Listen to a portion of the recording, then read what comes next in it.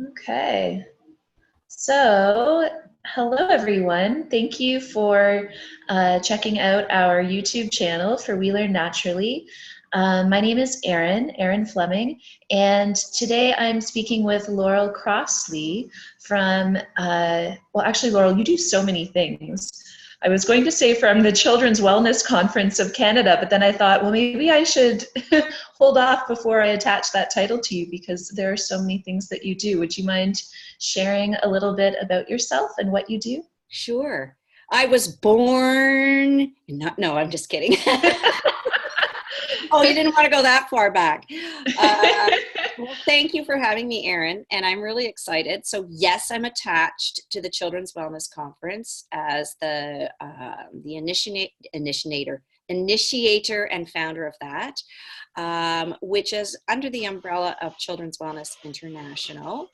And the premise behind all of that is to really build community around better supporting our child mind or children mind, body, and spirit, and not just locally but building a global community, a global platform where we can introduce the world to people like you, who are doing amazing things for kids and their families, as well as educators in our community. So that's who I am. My background is in child studies and child development. I spent a good chunk of time as a life coach, working first in the Indigenous community, helping with career direction, and in that also finding the parts that would better support a family, like housing and schooling and jobs, so all encompassing, right through to working one-on-one with kids who were struggling with worry and anxiety and lack of sleep, and sort of getting them, I'll say, aligned within themselves. And then now it's really the push of a culmination of all of that content together in one space, which is Children's Wellness International. Tra-la-la. Well, yeah, and I'm really excited because you have the conference coming up. I think it's 2 weeks away now, so it's sort of that time when most people are buying tickets. Yes. And We Learn Naturally will be there representing the Barn School, and Shar and myself. We also have the opportunity to run a workshop, which we're really excited about because it's the topic that Shar and I love to talk about in our free time anyway, which is play. We're going to talk about unstructured play. Um, and yeah, when like this conversation with you today really started because we wanted to run some chat and play events at the Barn School so that families could have a chance to bring the kids can play, and the adults can have a chance to ask questions to some of our community experts. And you were supposed to be the community expert that we had this month for September. And it just sort of it seemed like this month is really Crazy. so many changes are going on for families that we really didn't have much response in terms of, yes, I want to attend, but we did have response in terms of, I really want to attend. I really want to, get a chance to come and ask questions. So, I mean, when I shared that with you, that, the feeling that we're getting from the families in our community is right now feels really, really busy. My head is spinning. You sort of shared the same thing, that's the feedback that you're getting from families also. Mm-hmm. And, it's interesting. Can I share something I did just before our call? So I have a whole bunch of fairy cards, right? And I thought, oh, wouldn't it be cool to pull a fairy card for today? Because in these crazy busy times, what our last focus is. What's the last thing we focus on? Probably ourselves. Right? Our well-being. So I pulled this, I have these really funkadelic, yeah, that's from the 70s, fairy cards. So if you can see the picture of this little fairy, okay, and here's what it says. This little guy, his name is, I'll say he's Michael. Everyday blessings, play, mixed blessings. And what it says is, lighten up, what? I'm reading this going, what the heck? What is needed here is the benefit of a childlike, trusting heart and childlike wisdom, seeing directly into the true nature of things. Don't complicate matters. What you see is what you get. Don't look for hidden and subtle meanings and motivations, because they are not there in this case. Go to the heart of the matter, the simple core hidden behind complexities. Don't be so caught up in thinking about the future that you can't see what is happening now. Welcome adventure into your life. Try something you've never done before, and take some time to play with Michael before you turn into a grumpy glumph or a worn out wurg. Now remember, these are fairy cards. But I thought, isn't that hysterical? I'm going into this session with you and I pull that card about having play, being playful, because when we are caught up in all the chaos that is the transition, maybe to work, to school, we are not thinking about playing. That is the last thing on our minds. Our mind goes, so I got to organize this. I got to make sure they're transitioning okay. Okay, I got this major project at work, or if you're an entrepreneur, I got to do this. You know, I've taken the summer off. Now I got to do this, blah, blah, blah, blah. And we're always like, and then we collapse into bed, or we could be one of these people where we're lying in bed with our eyes wide open, still thinking about all that stuff. So this really is a difficult time for everybody, I believe. And even the change in the light, I've noticed that the more it gets darker earlier, I'm finding I'm actually more tired. Isn't that crazy? I was just checking in with my body and going, I feel really much more tired. And then I look at the clock and it's 8 o'clock and it's getting dark. And I'm like, oh, well, normally, you know, we've had light till probably 10 o'clock, right? But now it's really changing. So there's all these environmental changes, and there's all these changes around us. So September really is fraught with that. So I guess the key is, like, what do we do to keep ourselves grounded and to keep ourselves in the moment? Because, you know, that's my big thing, is being mindful. So what do you do?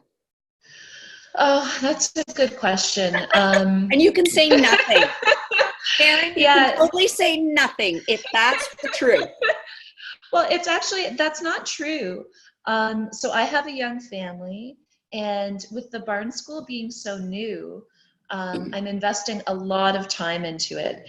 And I actually found the first week of school to be probably the hardest week I've had all year. I felt myself crashing. I noticed that I was having a really hard time remembering things, even like reminders that I had put into my phone. They would ding and I would still forget that 15-minute reminder. In 15 minutes, I'd already forgotten again. So I could feel myself crashing. And I know for me, I did a couple of things that really meant the world to me. First of all, I reached out in a public way and said, hey guys, I feel like I'm feeling really sad here. I'm looking around, I'm struggling. And I had like this huge swell of support, which means the world to me, because I don't know, just other people having my back in that way felt really nurturing to me. And then the other thing that kind of, you know, comes out of necessity, you know, maybe in some moments you can't take a break, but as soon as you can, you kind of need to. And then looking ahead, planning for breaks, planning for things that I know I'm going to enjoy, so that when things are in their hustle, at least I catch the little breaks when I can, and then I've planned for some larger breaks so that all of this can be more sustainable, and so that all of the moments can feel more fun. You know, if I'm not enjoying this journey, then what the heck am I doing? How about you, Laurel? What do you do? Well, I just did a Facebook Live on my business Facebook page, which is Laurel Crossley Wellness. And what I talked about is we are profoundly attached to outcomes. And when we are attached to outcomes, we are not present.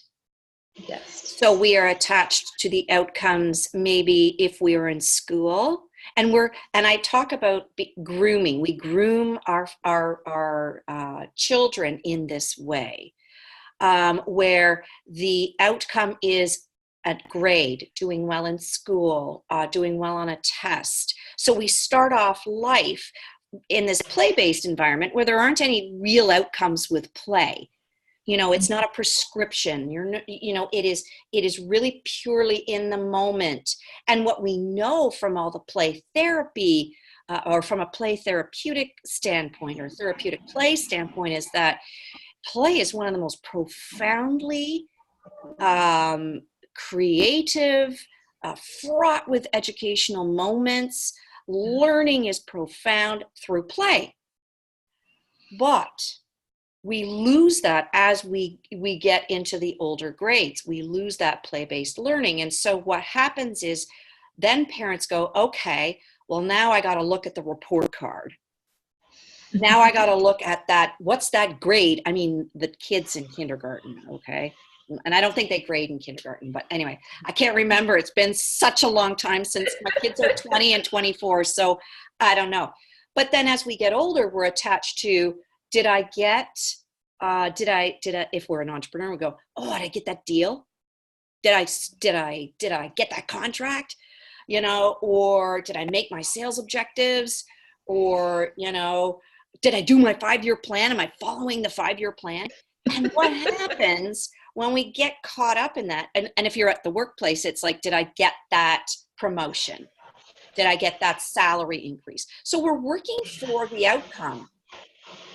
And instead of being in the process, and I don't know if you've recognized this, but when you're in the process, whether it's a process for yourself or with your child, or if you're an educator with your classroom, the process is where the learning takes place.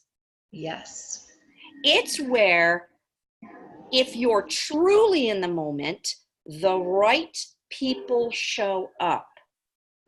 The right people support your outcome, perhaps in a different way than we originally thought. And Yes. So I had this real big aha moment sitting with a colleague of mine who will be at the conference, Deb, who owns ThinkSpot in Lowville, which is a place for creativity, really. A lot of businesses go there, a lot of individuals go there when they want time just to breathe and think. And she went through a process with me on one of the challenges I perceived with the Children's Wellness Conference. And at the end of it, it had nothing to do, it wasn't even a challenge. It was nothing. And the result was something so much bigger and more beautiful than when I originally went there with this perceived challenge. And yes. I went, right? And so we know when we sit, and I'll give you another example. My mother sadly passed away this year. But she was in the hospital for a long period of time. And what was happening is I have 2 major events, one in September and one in October. And I was not participatory really in any of this. Well, I was, but I wasn't. People just kept coming in and saying, how can I support this initiative? How can I support this initiative? And literally, I didn't do any work.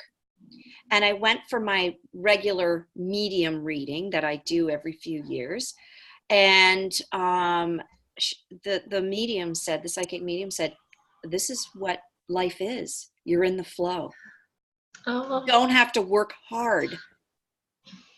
Just sit and allow. Yeah. And it sounds so frou-frou-y, but and I'm like, okay, what's my sales objectives? Okay, what's my bottom line? Okay, blah, blah, blah, blah. Like I am like that. I used to teach business classes and courses and all this stuff, right? And like, yeah, let's get that objective. How are we getting there? Stephen Covey, think of the, have the end in mind and then backtrack and plan and write down.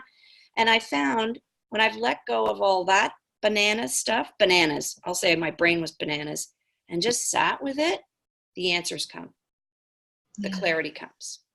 Yeah. And that really is purely the essence of wellness. Yes. You know, and our kids are only as well as we are, whether they're in a class, whether they're people we're working with one-on-one as a therapeutic approach, or they're our own children. They're only as well as we are in that moment, because wellness is a continuum. Yes. It shifts and changes all the time. You know, so that's kind of what's been happening, and what this year has been about for me is letting go of the outcome and just being present. And I thought I was doing that, but apparently not. Well, it's a tricky lesson to learn, right? Because, you know, you start out with these intentions of ways that you wish to express your gifts in the world. And, you know, in some ways it is nice to start out with a plan, but to have that flexibility and, like you said, that ability to let go and see who shows up and what shows up, so that it can evolve and become whatever beautiful thing it's supposed to be. And it can be really tricky to do that, both in a business and as a parent, you know, thinking that you've got these things that you need to do to support your child, when in fact just sort of showing up and being really present in the moment with them and connecting with them from wherever you're at. The point is to be authentic in your connection. Yes. And you know, that's the part that builds, and that's the part that will see you through those bumpy parts of the calendar year, or those bumpy moments in life. But it can be really hard to do because it requires a lot of vulnerability and self-awareness. And ooh, that looks like fun. Keep talking. I have the strangest office space.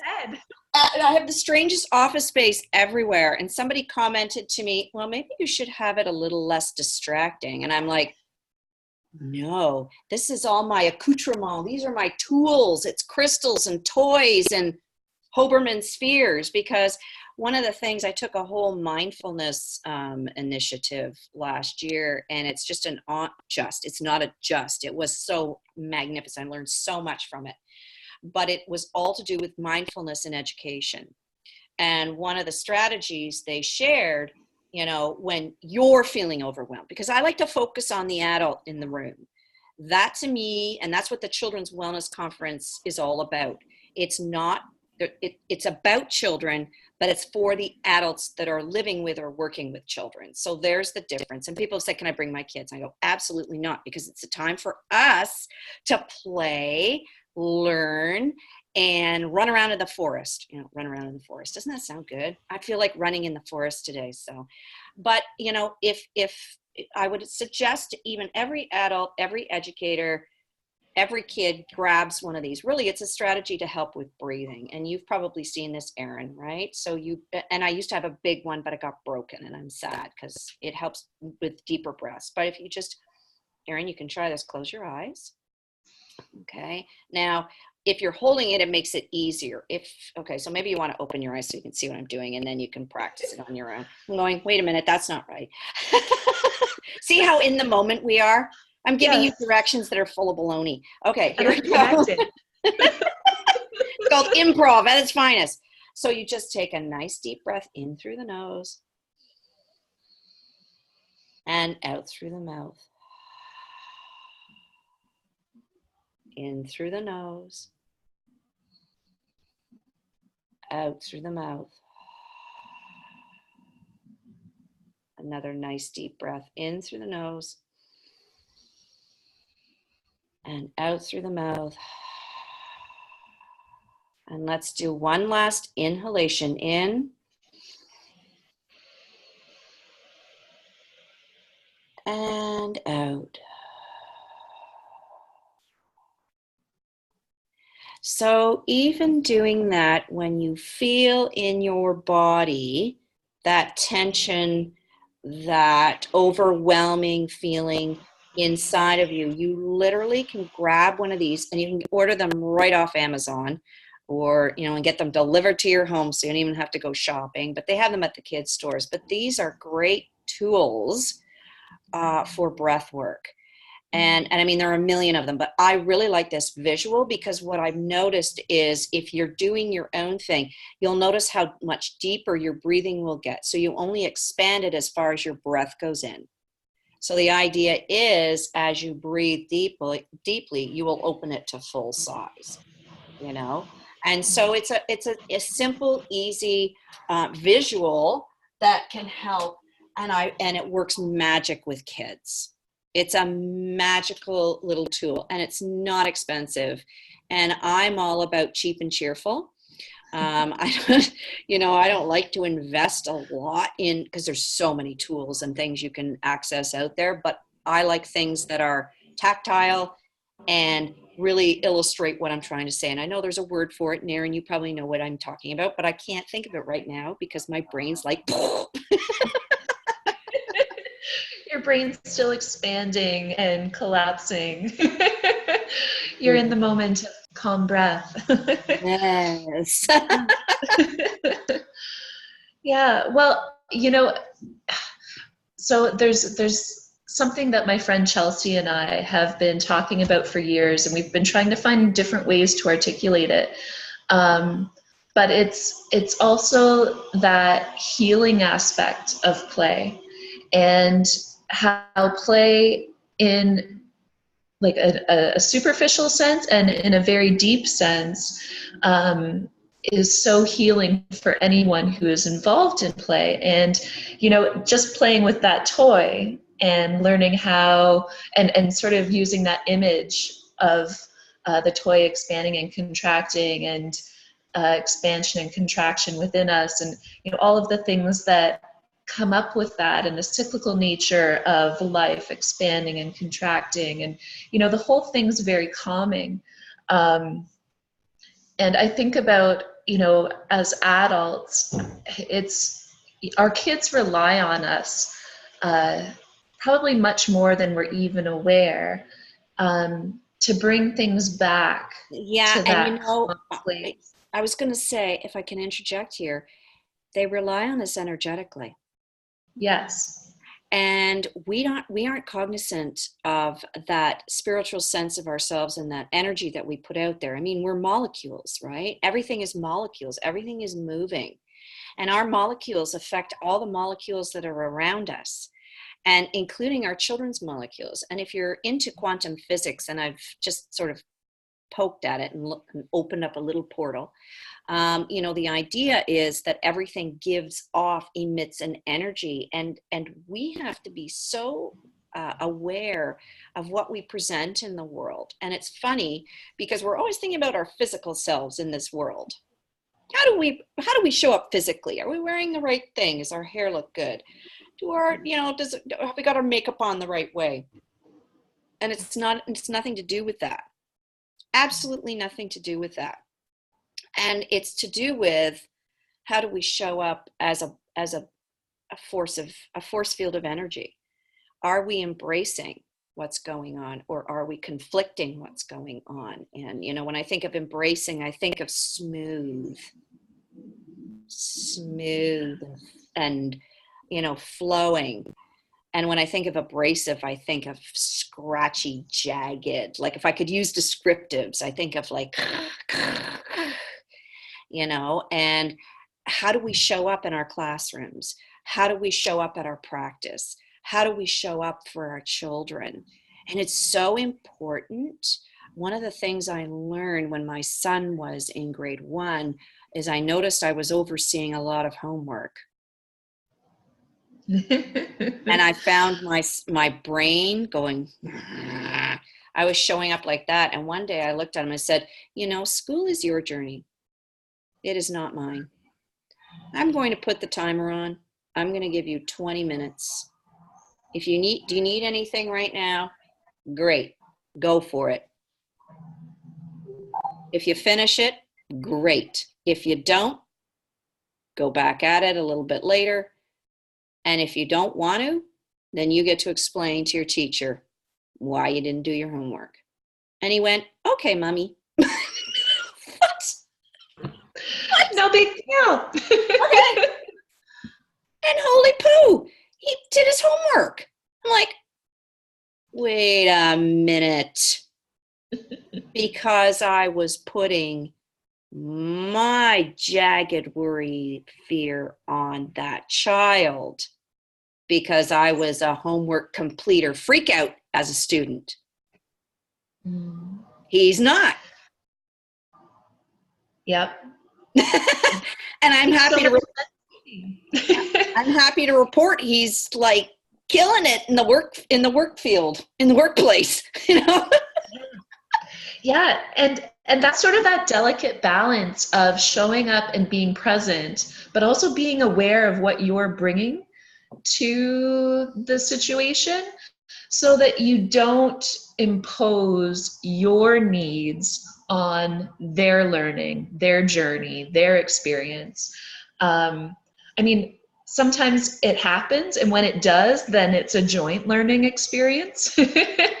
But as a parent, there's some really beautiful moments to be had if you can stand back and just be present as an observer, as this unconditional support.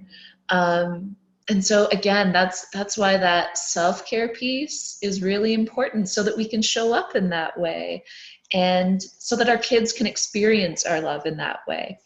Absolutely. And you know what I'm envisioning for this year's Children's Wellness Conference is exactly that you get so in tune. So I'm going to do an opening meditation and a closing meditation, and then I have my beautiful Sarah, Miss Sarah, will be doing an opening yoga, a little yoga stuff to get us ready to embrace the content as we stand in that moment. Wow. And so the whole of this day is being fully present and really honoring and acknowledging emotions, thoughts, feelings, because when you are quiet and you sit there and you hear the content and you're doing some physical fun things, your learning goes up exponentially. Yeah. If I'm constantly throwing content at you, you are going to turn off after about 15 minutes. Mm-hmm. You're going to go, okay, yeah, blah. Because you're not moving, you're not doing anything. Everything's pooling in your body. All your liquids in your body is pooling, and your brain's going, oh, okay, now it's time. Yeah. To do that. Can I show you a couple other tools that I've used with both kids and adults? Absolutely. I have to stand up so you're going to see my backside, isn't that? Wait. You know what? If I keep talking, Zoom will switch the screen over to me, so everyone can watch me instead of your back. And now you're sitting again, so I'll be quiet. Yay! So I would like to welcome to our conversation, Ferdinand. Ferdinand Frog is this delicious critter who does hugs. Now, aww. I did a conversation or did a little session for some high school educators last September. And I took, not this guy, but I took my other Gobi, my dog. You can probably see him up in the background. Both of these were my son's toys. And he says, Mom, I don't want them anymore. And I went, oh, I'm so taking these. Kids literally freak out. And so what you can do, and you can use this strategy technique in your classroom, in your practice, at home with your own kids, is to really get them to be understanding how they feel, mind, body, spirit. Okay, so when I think of spirit, I think of self-esteem and self-worth. Physically, are you hungry? Do you need to run for 50 miles? How do you feel physically? What are your needs in that moment? And, your brain, how are you emotionally is when I think of that mind piece, that mental health piece. And there's a lot more essences to it, but really to get kids to understand. So what I do is I take Froggy around, and the kids can either do one of two things. If they do a check-in, and then they either give love to Froggy or they get love from Froggy. And guess which one they are more inclined to do? Give or get? Give or take? Oh, that I don't know. I'm thinking about even just my own kids, and it probably depends on their needs in the moment, but I'm guessing my kids would give more than they would need to take. Is Now, that so let's think about that. So most kids give love to Froggy, yeah. which tells us a lot about the state of where our children are at in the moment. Yeah. They are not feeling bad, and they want to support. And I haven't been able to track yet whether, and Froggy will be coming to the conference, because I'm going to leave Froggy in the room so people can get love and give love as however they want. Because you know me, I like to do practical things. So if you had a particularly bad morning getting to that conference, you can grab Froggy and give him a nice big squeeze. And, you know, even during the day, and I had another magical situation happen. I have this beautiful little stone heart. The story behind the heart is that it came from Africa. I bought it at one of the local 10,000 villages. And the idea is the family works on this particular stone. It's sandstone. They do all the design, they polish it, they shape it, but they work together as a family. And so I always say, you know, it is so infused with familial love. And the funny part is that one year, my children in my group that I was working with, teaching them meditation and mindfulness, what they did is all of them decided, without my knowledge, that they were going to infuse their love into this stone so that I wouldn't feel lonely during the summer. Excuse me, what? They go, anytime. Are you crying over there, Erin? I'm not, but it is such a beautiful story. These are our kids. We think there's something wrong with the kids. What? We're all just a bunch of humans. Yes. And like our capacity to give and receive in all stages of life is beautiful and meaningful. And this is my beef about society not respecting children and thinking that you know, children need us all the time. We are all giving and receiving in these relationships. Absolutely. And yeah. you know, and it's just, I call it magic. Children are magical. And it's funny, I was sitting at coffee with a friend of mine, and I met him in university, and he was trying to teach me math. He's a very mathematical, black and white, logical, brilliant minded man. And we're sitting in our local Starbucks having coffee. And I have to tell you, it was the first day or two back to school, or just before back to school. Thousands of babies ended up coming into the coffee shop. Okay? And I'm sitting there. So he taught me probability. And I said, I'm going to ask you a math question. His name is Mike. I'm going to ask you a math question, Mike. And he went, okay. I go, how many of those babies waved and tried to talk to me? And he said, well, I don't know. I said, well, how many strollers came in? And I'm talking, there were strollers like three in a thing.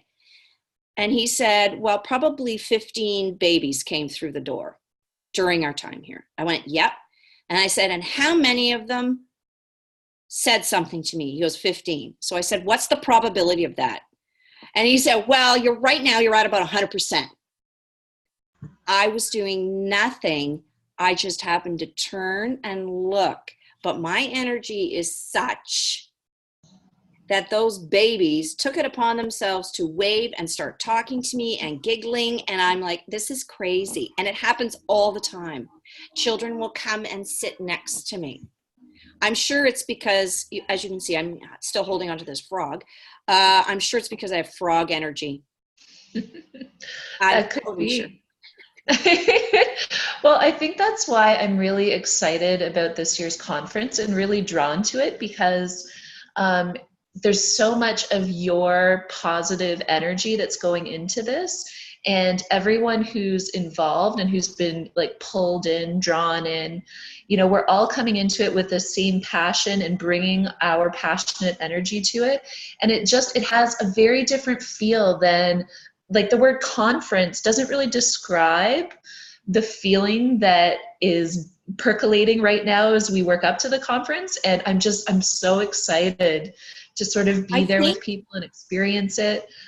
I was going to say, I think you're the president of the fan club. I get it. I get your vision. And you know, it's a vision. It is not my vision. It's a vision with all this community coming together, so that when we have a child that is struggling, or a parent that is struggling, or maybe a teacher needs some help, or maybe the therapist his or her practice is jammed and they need to refer out. This is what this space is for, because we don't know who's in our backyard.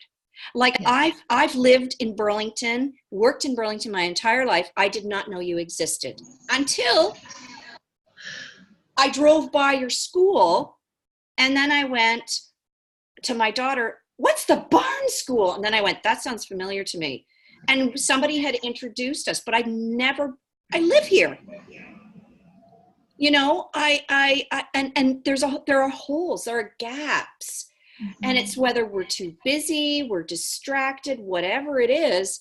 And we need to come together. And I'm talking all modalities, not just, you know, therapists, not just psychiatrists, not just psychologists, not just social workers, not just educators, all of us coming together.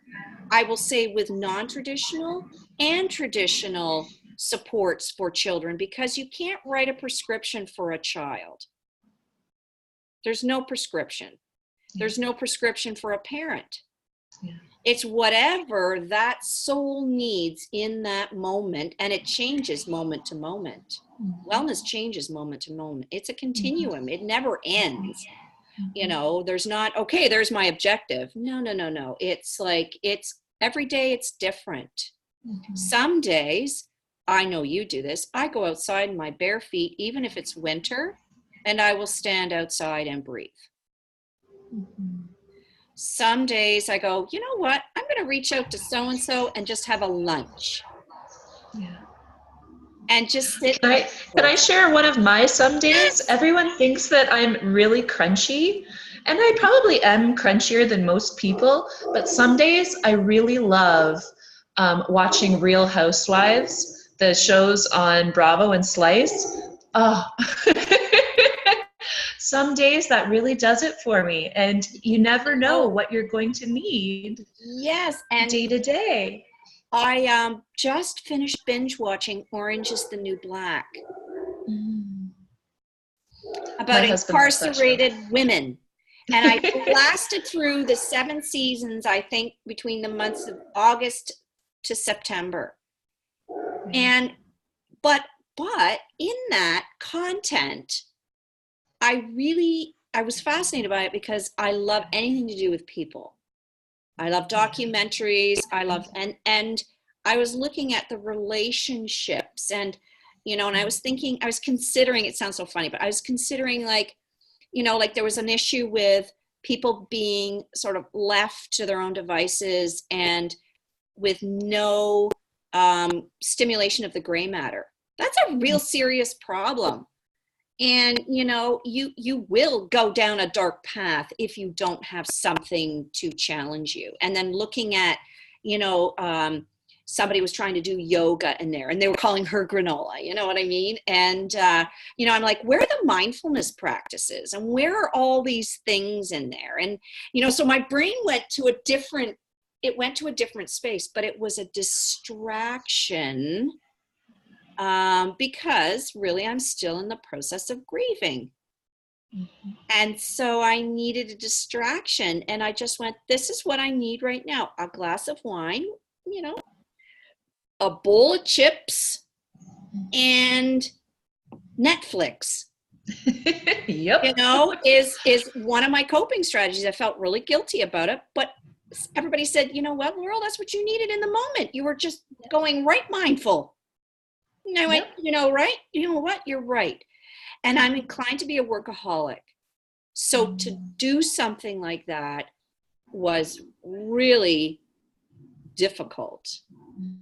And, you know, I know many of us will, especially for entrepreneurs, we will just not stop working. And your brain can't handle work all the time.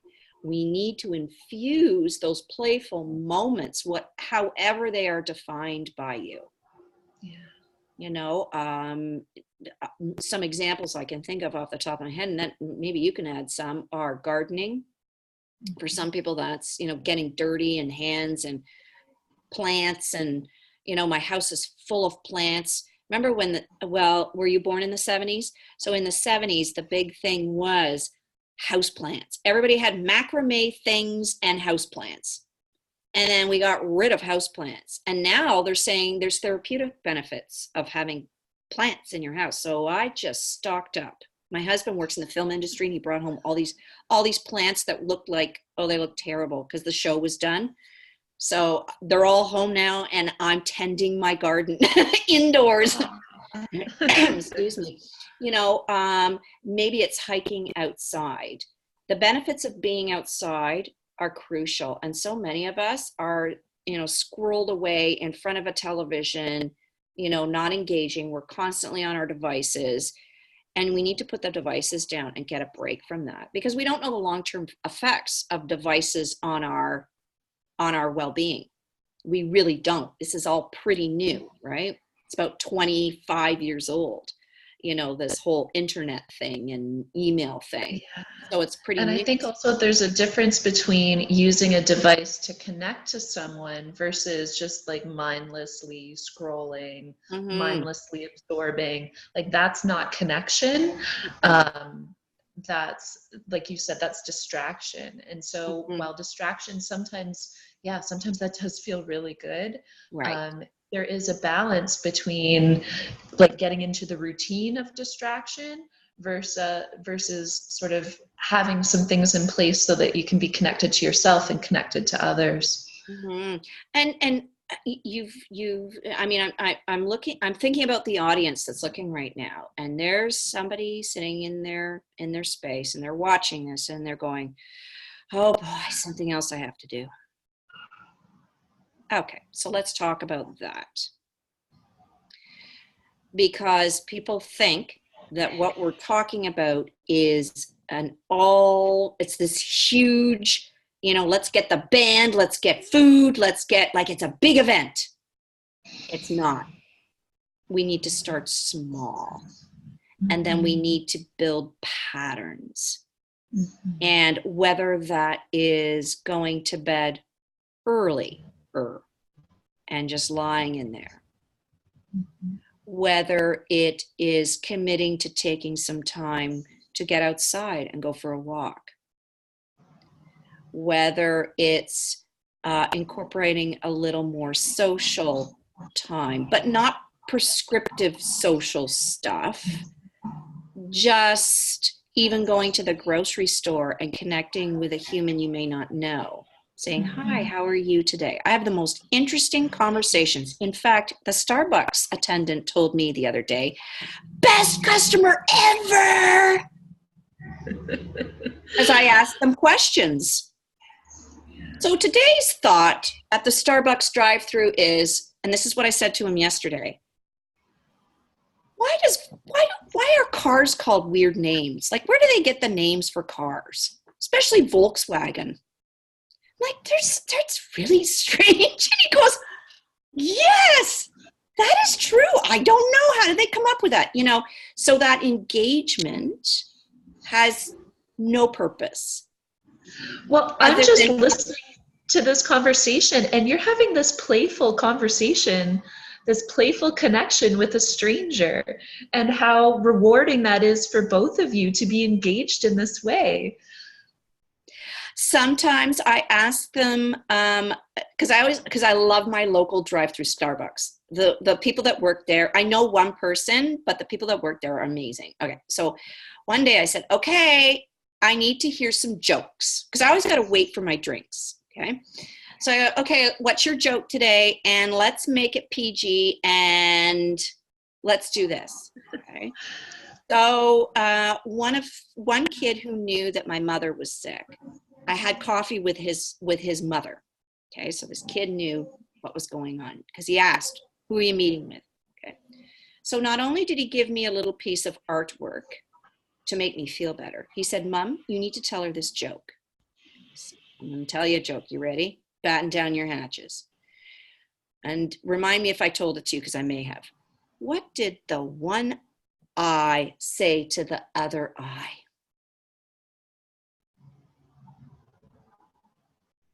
Ready? Something smells around here. Sorry, Laurel. Did you lose me? Yeah, I did for a second there, right at the joke. Okay, so what did one eye say to the other eye? Something smells around here.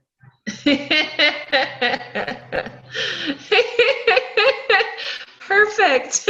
And I was so sad. And then, first of all, this boy gave me a little piece of art that he'd done. And then the mom said, okay, so forgive me, I've got to tell you this joke. And I went, okay. And then I laughed and I went, you know what? That is spectacular. And imagine there's a child supporting me, the adult. These are our kids. Yeah, it's an old paradigm to think that that kids are these things that are waiting to be molded or helpless. It's really just the opposite. Like, if we are open to it, wow, they are they are fully capable in so many ways. And it's really sort of our hangups and our inability to see it, and the old messages that we received about what it means to be a child.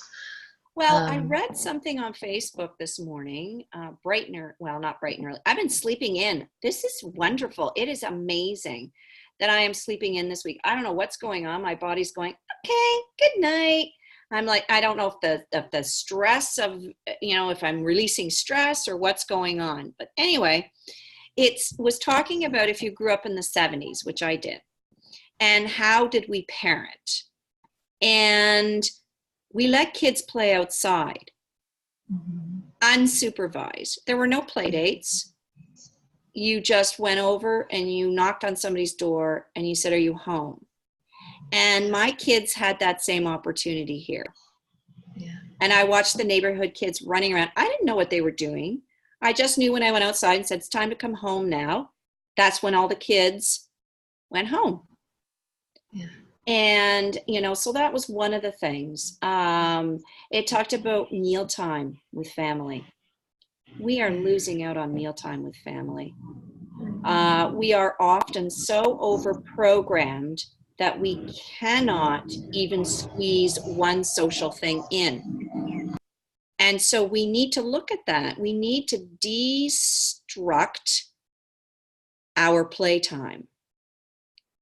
Is destruct a word? I think I just made something up, but you know what I mean? Well, in my circles, yeah, we call it unstructured playtime. Like and it's funny you bring this up, because this was why we Learn Naturally. I'm used to that kind of a childhood also, of going out the door, of not having people closely supervise what we're doing, but always feeling safe. Like there was always somebody around if you needed something.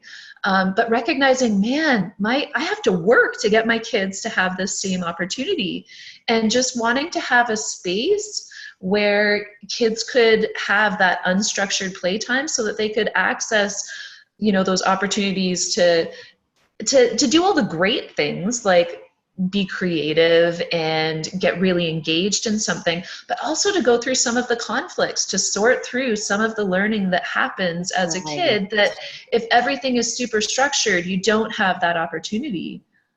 And I think that's why we have a lot of kids that are exhibiting signs of stress.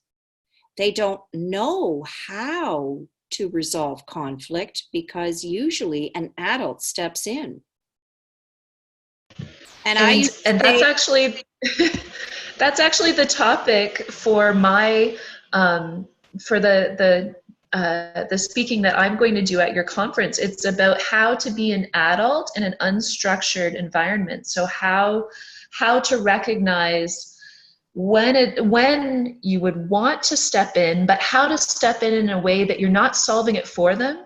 You're just supporting the ones who maybe haven't had as much opportunity to engage in those sorts of conflicts before, and sort of bridging that next step for honoring the other person's perspective. And I mean, I agree with you. Some of the people that I follow, like Peter Gray, he's gathered research about kids with anxiety, and he's sort of come to that conclusion also, that some of the anxiety and depression that we see could very well be linked to having a lack of unstructured play in their early years. So that's really sad to think about. and I'm, yeah, oh my God, my head is going crazy right now. But, the idea that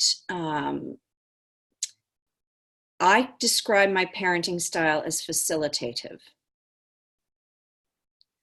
I believe that children need to understand how to verbalize how they're feeling. So my programs that I ran in preschools, like Meditating Munchkins and Yay Yoga, was about children getting in touch with feelings, and Froggy was a big part of that.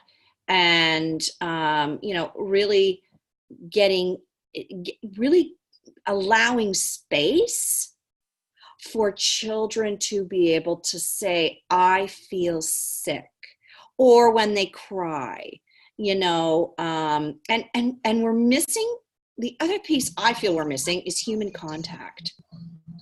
Mhm. Many of our programming that starts with kids as young as 3, the concept is don't touch another person in the class, and the instructor can't touch the child.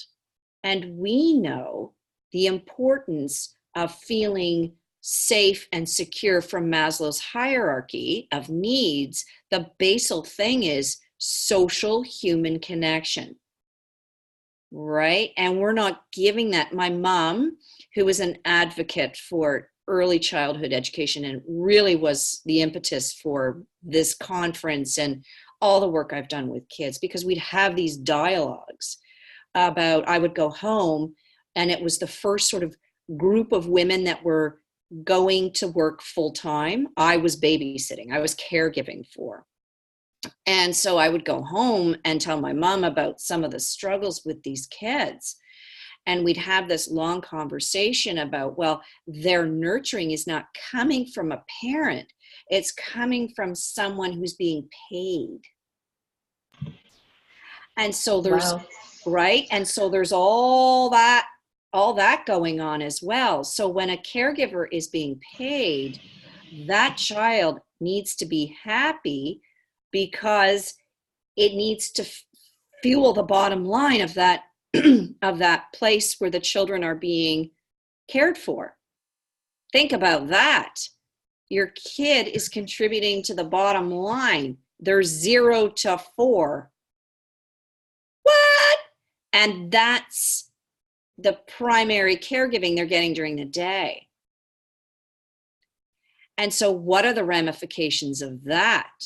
So that generation is now parent. how are they parenting versus maybe how I was parented? You know, what's the difference? There's so many socioeconomic issues, let's put issues in quotes, situations that are contributing to how well parent is and then how well child is.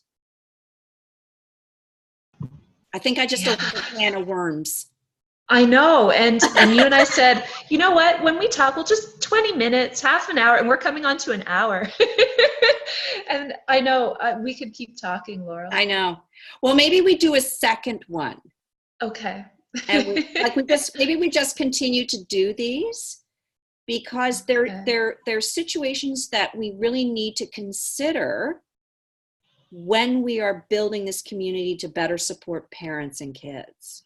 How can we let go of the outcome? I'll bring it right round again. How can we let go of the outcome? How can we be mindful as an educator, as someone who works with children? How can we be fully in the moment and not have quote unquote chaos? How can we be a facilitative educator, a facilitative parent, where we're really presenting the situations and guiding that child through life, being mindful of who we are, mind, body, and spirit, and how we come in energetically to a space with the children around us. There, how was that? Was that a nice tie-in? A nice rounding out? It was beautiful. Yeah. Well,